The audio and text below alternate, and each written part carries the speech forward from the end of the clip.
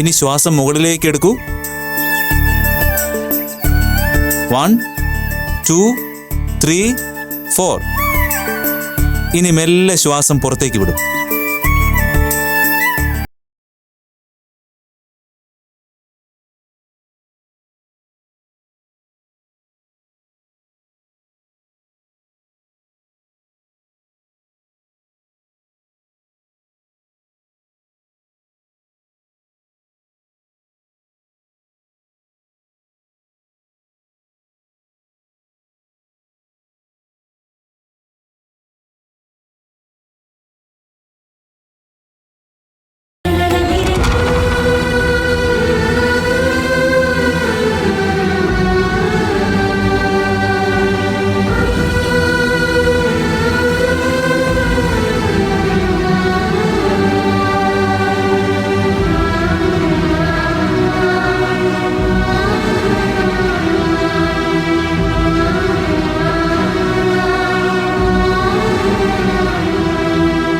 ഇനി എല്ലാവരും എഴുന്നേൽക്കും.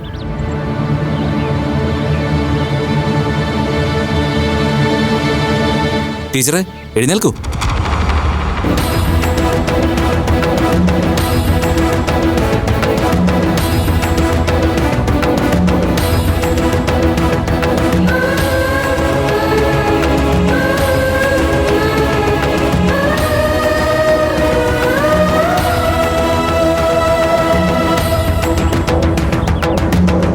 ഇനി എല്ലാവരും റിലാക്സ് ആയിക്കോളും.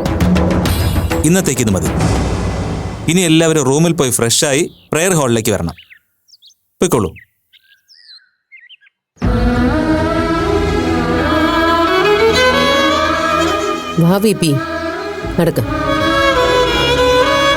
യോഗ ക്ലാസ് നല്ല രസമായിരുന്നു.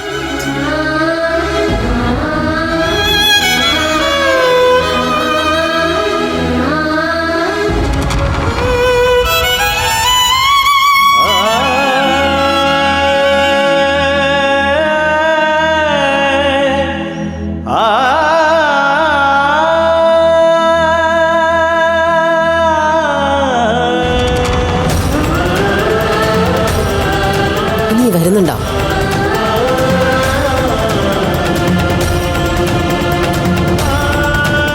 എന്നെ എന്തിനാണ് നോക്കുന്നു?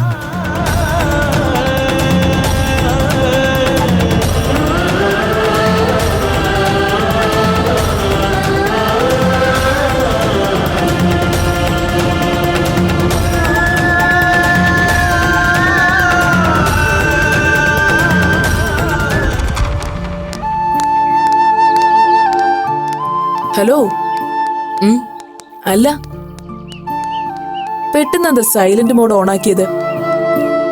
വീട്ടിൽ നിന്ന് ഇറങ്ങിയ ആളല്ലല്ലോ ഇപ്പോ. ഞാൻ നമ്മുടെ ജീവിതത്തെ കുറിച്ചൊന്ന് ആലോചിച്ചു പോയതാ.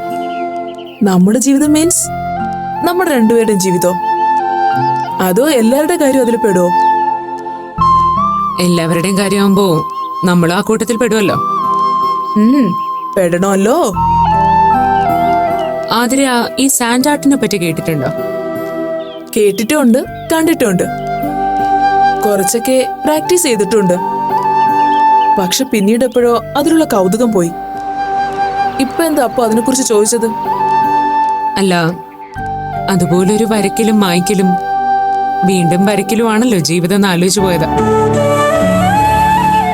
മണലുകൊണ്ട് ആദ്യം തീർത്ത ചിത്രത്തിന്റെ ഭംഗി ആസ്വദിച്ച് തീരും മുമ്പേ ആ മണൽത്തരികൾ മറ്റൊരു ചിത്രമാവുന്നു. അതിൽ വീണ്ടും ചില മായ്ക്കലും കൂട്ടിച്ചേർക്കലും കൊണ്ട് അടുത്ത ചിത്രം. ഒരേ മണൽത്തരികൾ, പക്ഷെ ഒരുപാട് ചിത്രങ്ങൾ.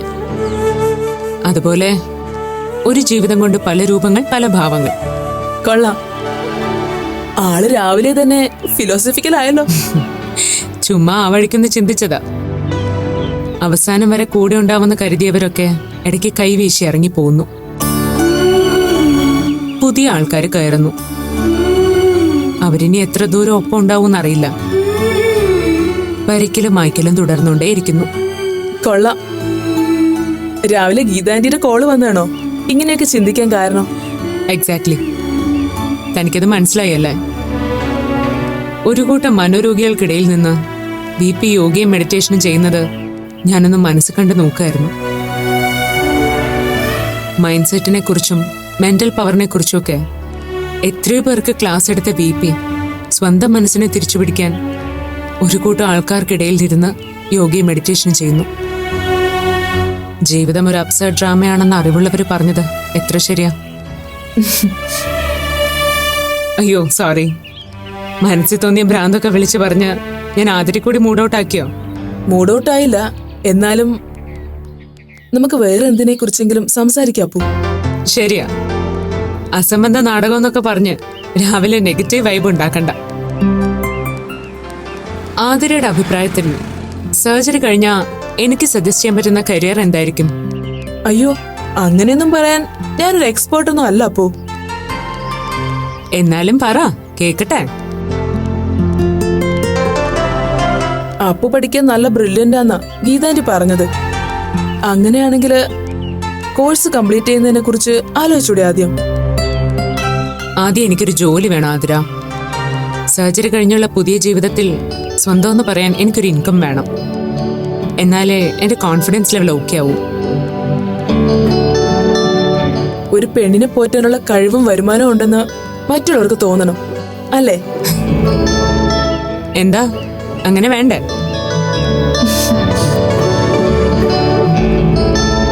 ആതിരയുടെ ഡാൻസ് ക്ലാസ് പോയല്ലോ, അപ്പോ കുറച്ചുനാള് തന്റെ വരുമാനം പോയല്ലേ? ഏയ്, എക്സാം ആയതുകൊണ്ട് ഒരു മാസത്തേക്ക് ക്ലാസ് ഉണ്ടാവില്ലെന്ന് ഞാൻ പറഞ്ഞിട്ടുണ്ടായിരുന്നു.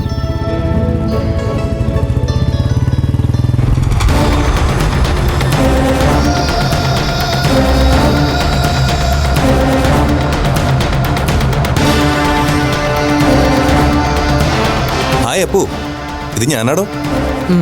താനായിരുന്നോ? എന്താടോ രാവിലെ റോഡിൽ കൂടെ പോകുന്നവരെ പേടിപ്പിക്കാൻ ഇറങ്ങിയിരിക്കണോ പാക്കരൻ?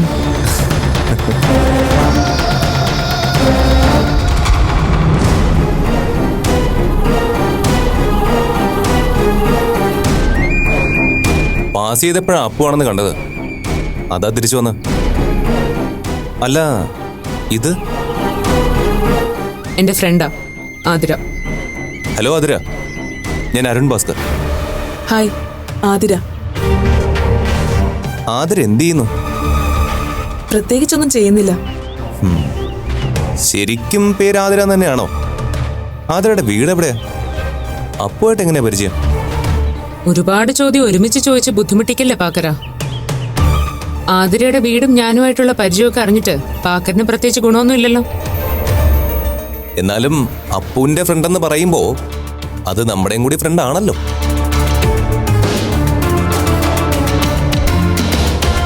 രാവിലെ രണ്ടുപേരും കൂടി നടക്കാൻ ഇറങ്ങിയതായിരിക്കും. കണ്ടിട്ട് പാക്കറിന് അങ്ങനെ തോന്നുന്നില്ലേ?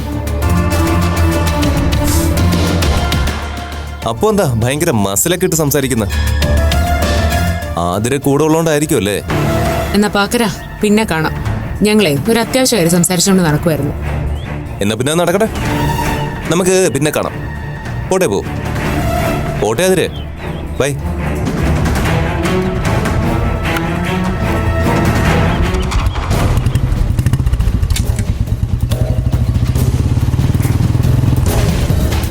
ബാസ്റ്റഡ്, ഇവനെയൊക്കെ ആദ്യം നിലയ്ക്ക് നിർത്തേണ്ടത്.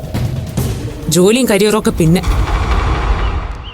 ഈ ആണുങ്ങളെല്ലാം ഒരുപോലെയാ അല്ലേ അപ്പു? അതെന്താ? സ്വന്തം ആൾക്കാരെ കാര്യം വരുമ്പോ എല്ലാരും പൊസസീവാ.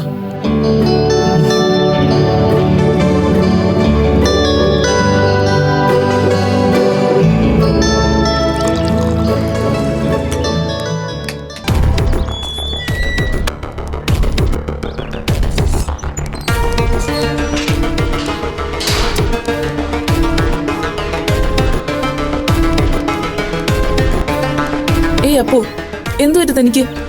എനിക്ക് ആ പാക്കറിനോടുള്ള ദേഷ്യം ഇപ്പോഴും മാറിയിട്ടില്ല. റാസ്കൽ. പോട്ടെ അപ്പു, അത് വിട്ടേക്ക്. അതങ്ങനെ വിട്ടുകളയാവുന്ന പ്രശ്നമൊന്നും അല്ല. അവന് ഞാൻ നേരത്തെ ഒരു വാർണിംഗ് കൊടുത്തതാ. അതിന്റെ പക പോക്കിയതാ അവൻ. എനിക്ക് മനസ്സിലായി. അവന് ഞാൻ തിരിച്ചൊരു പണി അധികം വൈകാതെ തന്നെ കൊടുക്കുന്നുണ്ട്. അപ്പോ ചായ കുടിക്കാം.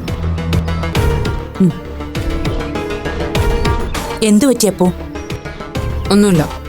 അത് വെറുതെ എന്തോ ഉണ്ടല്ലോ. എന്തു പറ്റി ആതിര? വരുന്ന വഴിക്ക് അപ്പുവിന്റെ ഒരു ഫ്രണ്ടിനെ കണ്ടിരുന്നു. അയാള് ഞങ്ങളോട് അല്പം മോശമായിട്ട് സംസാരിച്ചു. അതിന്റെ ദേഷ്യത്തിലാ. എന്നിട്ട് വഴക്ക് വല്ലതും ഉണ്ടായോ? ഏയ്, അങ്ങനെയൊന്നും ഉണ്ടായില്ല. പോട്ടെ അപ്പോ, നീ അതൊന്നും കാര്യമാക്കണ്ട. ആൾക്കാർ പല ടൈപ്പല്ലേ. അവരുടെയൊക്കെ വാ മൂടിക്കെട്ടാൻ നമ്മളെ കൊണ്ട് പറ്റുമോ? വിട്ടേക്ക്. ആന്റി, എനിക്കൊന്ന് പുറത്തു പോകണം. എവിടേക്കാ അപ്പോ? ഡോക്ടർ സ്റ്റെല്ല മേരി ഒന്ന് കാണണം. ഇപ്പൊ പെയിനോ മറ്റോ അസ്വസ്ഥതയോ വല്ലതും തോന്നുന്നുണ്ടോ നിനക്ക്? ഇല്ല, എന്റെ സർജറി എന്നത്തേക്ക് നടത്താൻ പറ്റുമെന്ന് ഡോക്ടറോട് ഡീറ്റെയിൽ ആയിട്ടൊന്ന് ഡിസ്കസ് ചെയ്യണം. പറ്റുമെങ്കിൽ ഈ ഗ്യാപ്പിൽ അതും കൂടി ചെയ്താൽ എന്താന്ന് ആലോചിക്കാൻ ഞാൻ. എന്തു പറ്റി നിനക്ക് പെട്ടെന്ന് ഇങ്ങനെ തോന്നാൻ? പ്രത്യേകിച്ച് കാരണമൊന്നുമില്ല ആന്റി. എന്നാലും ഇനി ഇതിങ്ങനെ വച്ച് താമസിപ്പിക്കേണ്ട കാര്യമൊന്നുമില്ല. എത്രയും പെട്ടെന്ന് ചെയ്താൽ അത്രയും നല്ലതാന്നാ ഡോക്ടർ പറഞ്ഞത്. ഇന്ന് കാണാന്ന് പറഞ്ഞിരുന്നോ ഡോക്ടർ? ഇല്ല, വിളിച്ചു വെച്ചിട്ട് ചെന്നാ മതി എന്നാ ഡോക്ടർ പറഞ്ഞത്. എന്നാ വിളിച്ച് ഒരു അപ്പോയിന്റ്മെന്റ് ഫിക്സ് ചെയ്യാം. എന്നിട്ട് പോയി റെഡിയാക. ഞാൻ അപ്പോഴേക്കും ബ്രേക്ക്ഫാസ്റ്റ് ഉണ്ടാക്കാം. ആ, ഞാന് സഹായിക്കാം ആന്റി. അത് വേണ്ട, മോളും പോയി റെഡിയാവ്. നിങ്ങൾ ഒരുമിച്ച് പോയാ മതി. നീ നോക്കണ്ട. ഈ മൂഡിൽ നിന്നെ ഒറ്റയ്ക്ക് വിട്ടാലേ ശരിയാവില്ലെന്ന് എനിക്കറിയാം. ചെല്ലുമോളെ, നീയും പോയി റെഡിയാവ്. പോ. എന്താ, ഞാൻ കൂടെ വരുന്നതിൽ ബുദ്ധിമുട്ടുണ്ടോ? വാ.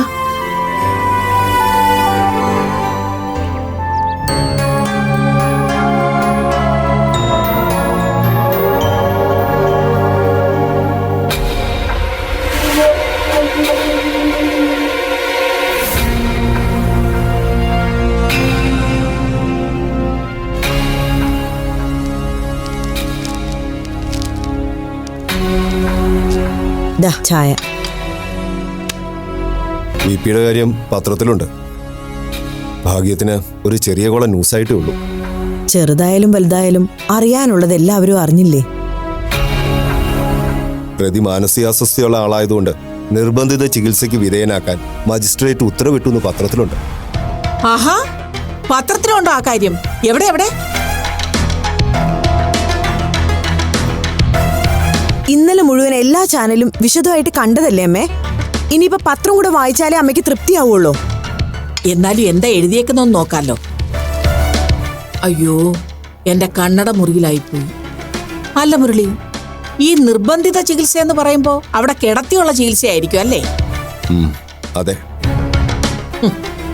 എത്രയോ പിള്ളേരെ പഠിപ്പിച്ച് ജീവിതം രക്ഷപ്പെടുത്തിയ ആളായിരുന്നു. ഒടുക്ക മോളൊരുത്തി കാരണം ജീവിതം ഭ്രാന്താശുപത്രിയിലായി. എന്തൊരു വിധിയായിപ്പോയി ഇത്.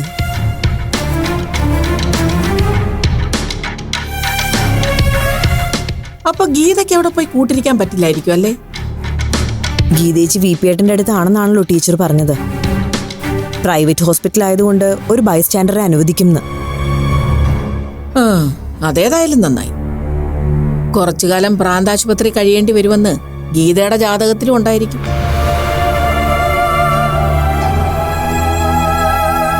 നമുക്ക് പോയിന്ന് വിപിയേട്ടനെ കാണണ്ടേ? എന്തിന്? എന്ത് കാര്യത്തിന്? ദേ മുരളി, ഇവളിങ്ങനെ പല പൊട്ടത്തരങ്ങളും പറയും. അതൊന്നും കേട്ട് നീ തലയാട്ടാൻ നിൽക്കരുത് കേട്ടോ. ഒന്നാമതേ കേസും കൂട്ടായിട്ട് കിടക്കുന്ന കാര്യ. പോരാത്തതിന് മനോരോഗവും. നിങ്ങൾ കാണാൻ ചെല്ലുമ്പോൾ പണിക്കൊരു ബോധമില്ലാതെ വല്ലതും വിളിച്ചു പറഞ്ഞാലേ സംഗതി നാണക്കേടാവില്ലേ?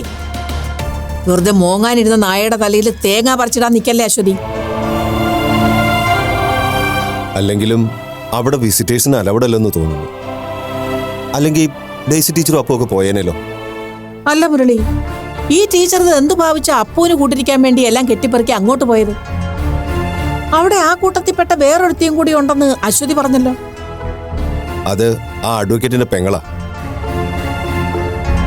പെങ്ങളെന്ന് പറയുമ്പോ അപ്പൂന്റെ കൂട്ട് വേഷം മാറി പെങ്ങളായതല്ലേ, അല്ലാതെ പെണ്ണായിട്ട് പറഞ്ഞൊന്നും അല്ലല്ലോ. അതെന്തിനാ പണിക്കരുടെ വീട്ടിൽ പുറത്തേക്ക് പോയിരിക്കുന്നത്? കൊള്ളാം. പെണ്ണായിട്ട് മാറിയ ഒരുത്തനും ആണായിട്ട് മാറിയ ഒരുത്തിയും കൂടി ഒരു വീട്ടിൽ പൊറുതി തുടങ്ങിയിരിക്കുന്നു. അതിന് കൂട്ടിരിക്കാൻ ടീച്ചറമ്മയും. ഇവരൊക്കെ ഇത് എന്തു ഭാവിച്ചാ മുരളി ഇങ്ങനെ തുടങ്ങുന്നത്? ദേ, മുന്നും പിന്നും നോക്കാതെ ഇങ്ങനെയുള്ള മണ്ടത്തരങ്ങൾക്ക് കൂട്ടിരിക്കാൻ പോയാലേ ഒടുക്കം നാണം കെടാൻ പോകുന്നത് നമ്മുടെ കൊച്ചും നമ്മളും ആയിരിക്കും. ടീച്ചർക്ക് ഇതൊന്നും വലിയ പുതുമയല്ലായിരിക്കും. പക്ഷെ നമ്മൾ തറവാട്ടുകാർക്ക് അങ്ങനെയല്ലെന്ന് ടീച്ചറിനോട് സൗകര്യം പോലെ ഒന്ന് പറഞ്ഞ് മനസ്സിലാക്കണം. അല്ലെങ്കിൽ അവർക്ക് മാളുവിനേക്കാൾ പ്രിയ അപ്പുവിനോടാണല്ലോ. അതുകൊണ്ടല്ലേ മനുഷ്യത്വം വിചാരിച്ച് കൂട്ടുകിടക്കാൻ പോയ എന്നെ അവിടുന്ന് ചവിട്ടി പുറത്താക്കിയത്.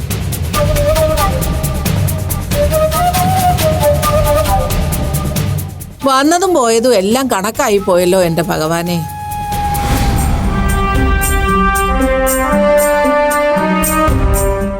വന്ന് തീരെ ബെല്ലും ബ്രേക്കും ഇല്ലാതായിപ്പോയി അമ്മയ്ക്ക്. ഡെയ്സി ടീച്ചർ എന്ന അപ്പുവിന്റെ കാര്യത്തിൽ മുഷിഞ്ഞ് സംസാരിച്ചില്ലേ, അതിന്റെ ദേഷ്യം തീർക്കുന്നതാ. താൻ ഇതൊക്കെ ഇത്ര ഡീറ്റെയിൽ ആയിട്ട് അമ്മയോട് എന്തിനാ പറയാൻ പോയത്? ഡെയ്സി ടീച്ചർ ആ കുട്ടിയുടെ കാര്യം പറഞ്ഞപ്പോ അറിയാതെ ഞാൻ ആ കാര്യം അമ്മയോടൊന്ന് പറഞ്ഞുപോയി.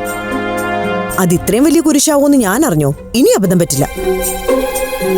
അല്ല, അമ്മ അറിയാതെ നമുക്കൊന്ന് പോവാൻ പറ്റുമെങ്കിൽ പോണം മുരളിയേട്ടാ. നമ്മളെ കാണുമ്പോ ഗീതേച്ചിക്ക് എത്രയെങ്കിലും സമാധാനാവുമല്ലോ. പോണം. എന്തായാലും ഇന്ന് വേണ്ട. അവിടുത്തെ കാര്യങ്ങൾ എങ്ങനെയാണെന്ന് ടീച്ചർ പറയുമല്ലോ, എന്നിട്ട് പോവാം.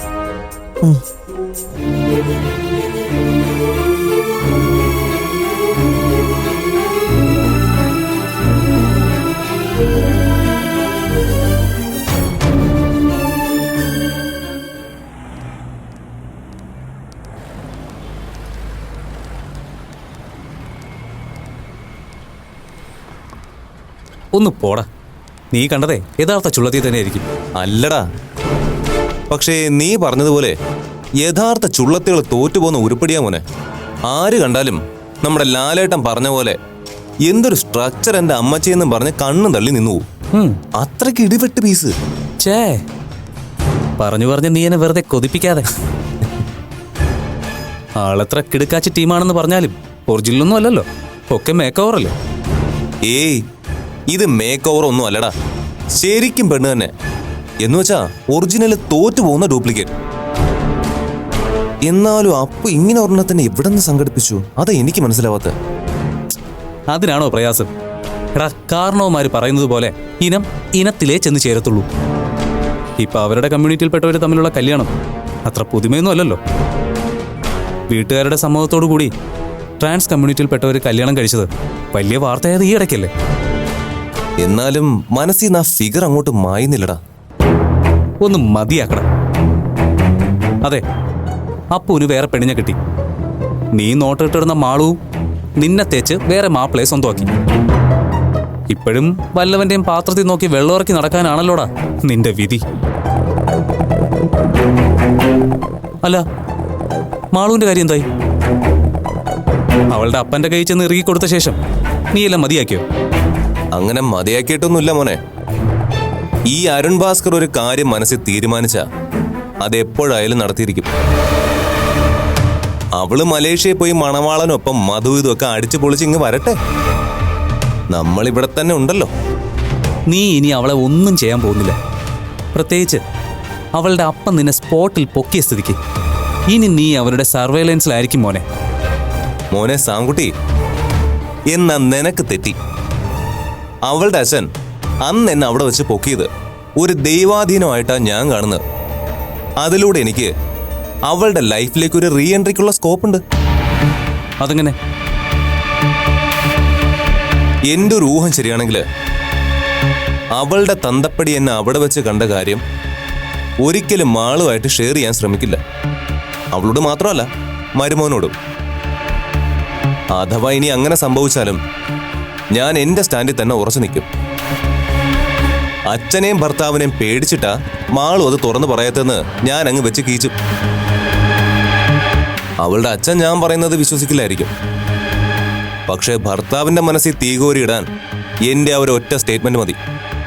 അന്ന് മുതൽ നമ്മുടെ സദ്ഗുണ സമ്പന്നനായ ഡോക്ടർ അവളെ സംശയിച്ചു തുടങ്ങും. എടാ ഭയങ്കര, നീയാള് കൊള്ളാലോ. തീർന്നില്ല.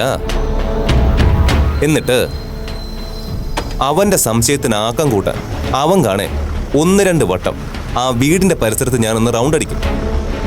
രാത്രിയിലും പകലും എല്ലാം എന്നെ സംശയാസ്പദമായ രീതിയിൽ കണ്ടാൽ ഏത് നിർഗുണ പരബ്രഹ്മമായ ഭർത്താവും സ്വന്തം ഭാര്യയെ സംശയിച്ചു തുടങ്ങും.